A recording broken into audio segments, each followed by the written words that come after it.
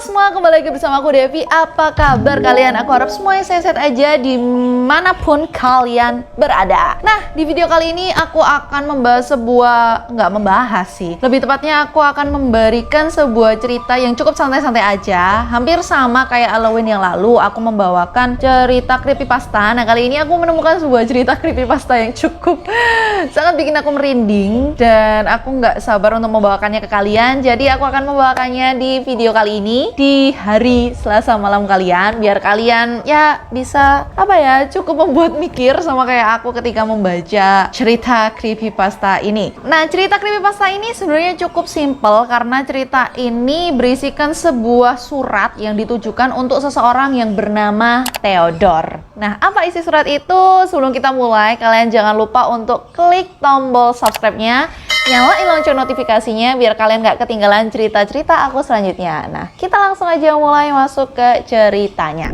Di awal suratnya ditulis, Dear Theodore, akulah monster yang bersembunyi di bawah tempat tidurmu. Secara pribadi, saya pikir monster adalah kata yang sangat kasar. Tapi begitulah kamu memanggilku. Jadi itulah yang aku pilih untuk sampaikan. Namun untuk memperjelasnya, saya menggunakan banyak nama selain itu. Penguntit malam adalah salah satunya, atau manusia bayangan juga bisa. Saya pikir saya juga mungkin secara tidak sengaja memulai beberapa legenda tanpa bermaksud.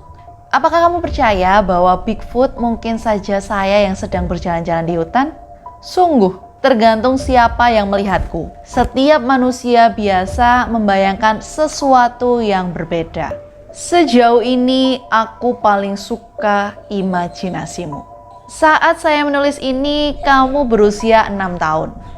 Dan dari awal, aku sudah berada di bawah tempat tidurmu.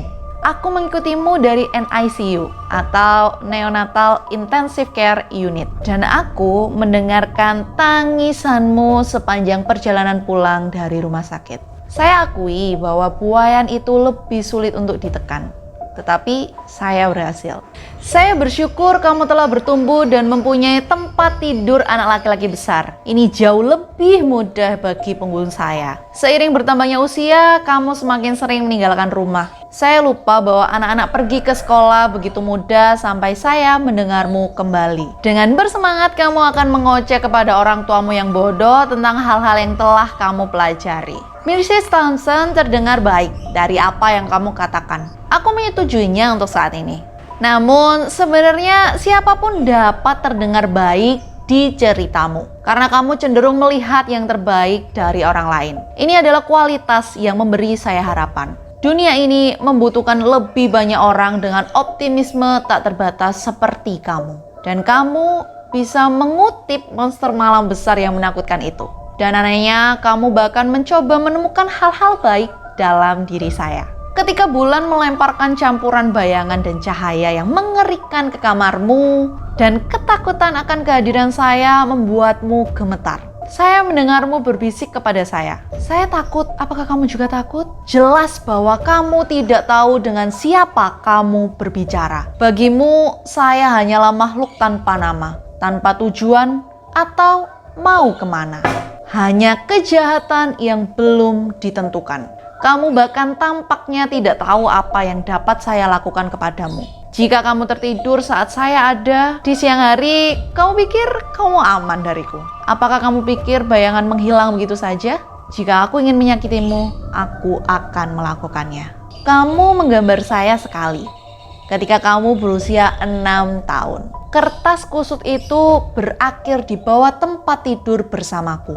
Kamu belum pernah benar-benar melihat saya dan keterampilan senimu ternyata kurang berkembang. Jadi tentu saja ada beberapa ketidakkonsistenan. Ilustrasimu menggambarkan coretan abu-abu, serampangan dengan gigi runcing dan tanduk, dan terlalu banyak cakar untuk dihitung. Hampir terlihat seperti landak setan yang sakit-sakitan. Saya tidak bisa menahan tawa saya ketika saya melihatnya. Saya tidak akan mengatakan kamu sepenuhnya salah. Saya kira saya menyebutkan semua ini karena saya tahu bahwa kamu tidak tahu apa-apa tentang saya. Tapi aku tahu begitu banyak hal tentangmu. Sebenarnya saya ingin berpikir bahwa saya mengenalmu lebih baik daripada kamu mengenal dirimu sendiri. Saya tahu bahwa kamu tidak suka sayuran, tetapi kamu akan memakan buah apapun yang diletakkan di depanmu. Saya juga tahu bahwa sereal favoritmu adalah Reese's Puff, meskipun kamu jarang memakannya. Saya juga tahu bahwa kamu hanya tahu satu kata makian, tetapi kamu takut untuk mengatakannya dengan lantang.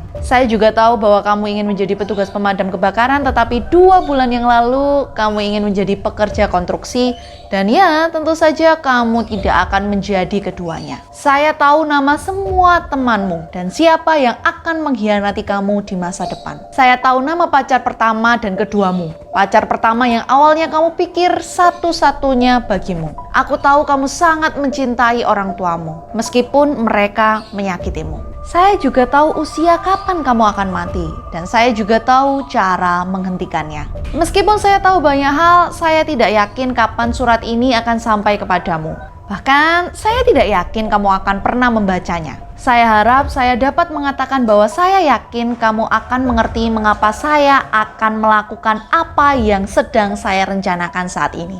Dan saya harap kamu akan mendukung semua keputusan saya ketika kamu bertambah tua. Tetapi kenyataannya adalah saya tidak tahu apakah kamu akan pernah melakukannya. Satu-satunya hal yang 100% jelas adalah bahwa saya tidak akan menyesal melakukan apa yang akan saya lakukan kepada mereka. Mereka pantas menerima hukuman yang akan mereka terima. Karena di malam hari ketika cabang-cabang pohon terlihat seperti cakar raksasa di jendelamu dan kegelapan tampaknya semakin dekat, saya tahu bukan saya yang benar-benar kamu takuti.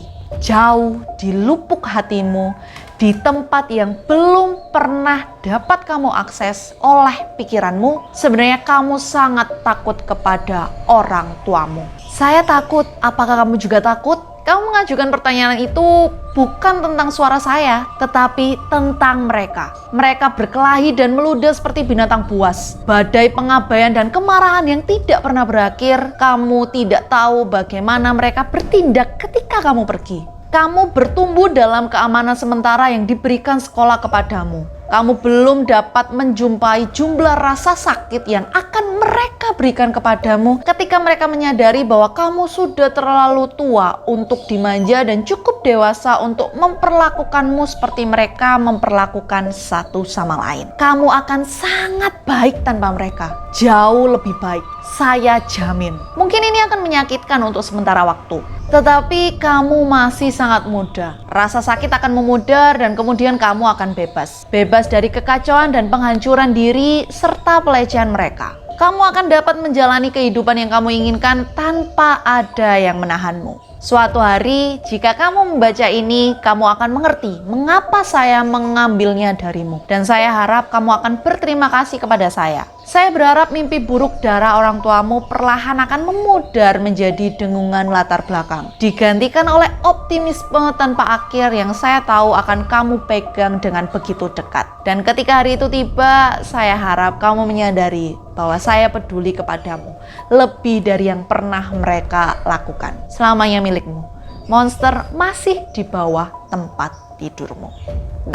Wow, gimana menurut kalian tentang cerita creepypasta ini? Horor gak sih? Menurut aku, yang pertama kali membaca cerita ini, aku langsung kayak merinding banget. Karena berarti ini adalah cerita tentang seorang monster, atau seorang bayangan, atau sesuatu yang tidak terlihat itu yang ada di bawah tempat tidurnya. Dan ternyata, si monster ini lebih menyayangi si anak yang bernama Theodore ini. Oke, sampai juga kita di penghujung video kali ini. Aku mengucapkan terima kasih banyak untuk kalian semua yang sudah menonton video ini dari awal sampai akhir.